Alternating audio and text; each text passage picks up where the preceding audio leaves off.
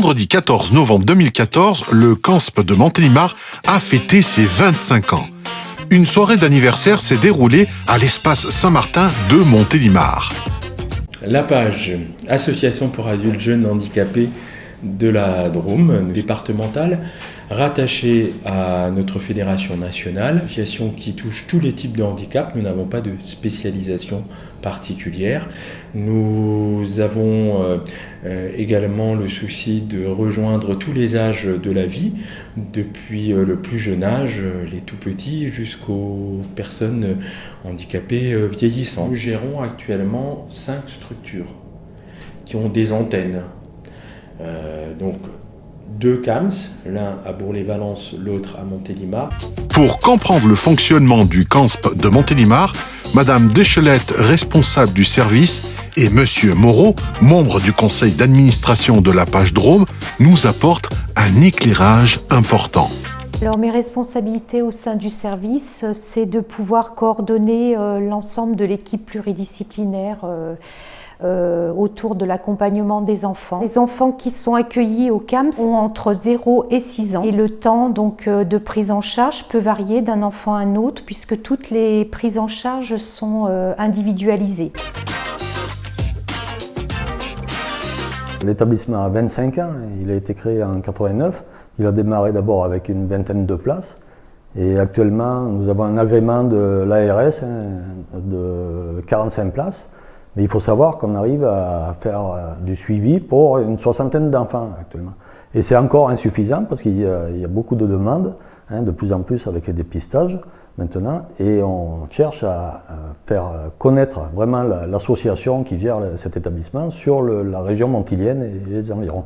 Donc c'est pour ça aussi qu'il fallait venir sur place et faire parler de la page sur place.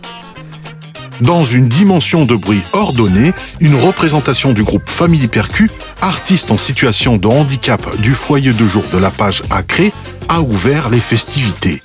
Mistral TV était présent pour apprécier l'ordre et la discipline musicale dirigée d'une main de maître par un savant chef d'orchestre.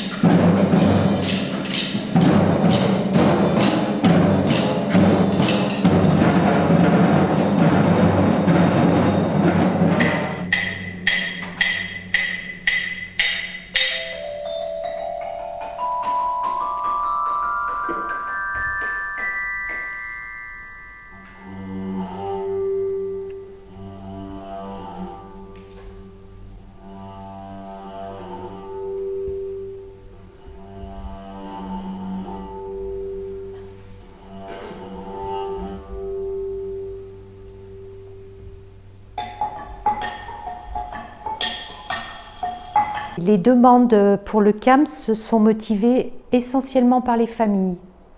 Voilà, donc les familles nous appellent, il y a un premier contact téléphonique qui se fait et donc c'est à partir de ce contact téléphonique-là qu'ensuite nous rentrons dans un dispositif d'accueil. Qu'est-ce que l'émission d'un CAMS? Donc l'émission c'est proposer un accompagnement soutenu aux enfants accueillis, mais aussi un accompagnement autour des familles est mis en place à partir d'une équipe pluridisciplinaire.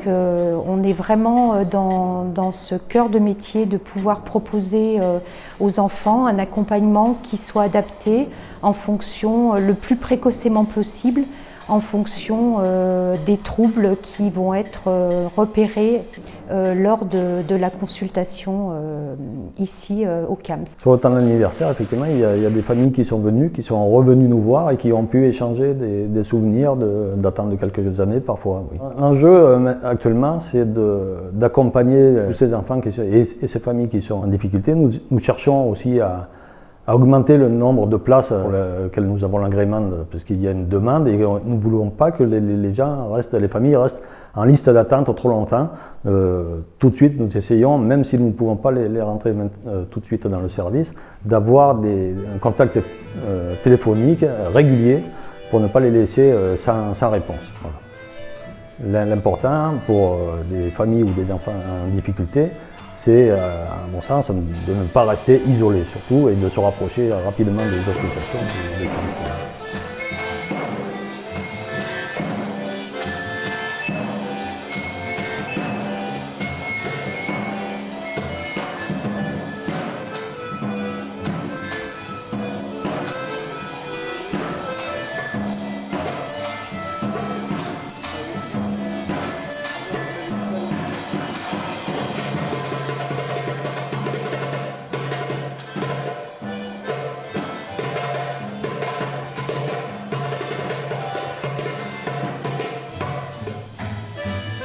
Les enfants ayant vécu des troubles physiques et psychologiques s'arrêtent de grandir un temps.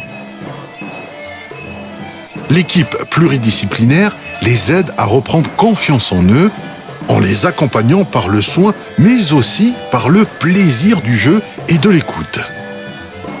Une fois cette confiance engendrée, les enfants retrouvent un second souffle de vie, leur permettant alors de s'épanouir autrement vers une dimension plus autonome, accompagnée par leurs parents, mais aussi par cette équipe du CANSP. La soirée se terminera par une conférence animée par M. Éric Plaisance, professeur émérite Université Paris-Descartes, centre de recherche sur les liens sociaux et président du conseil scientifique de la Fédération des Apaches sur le thème « Grandir ensemble, l'éducation inclusive dès la petite enfance ».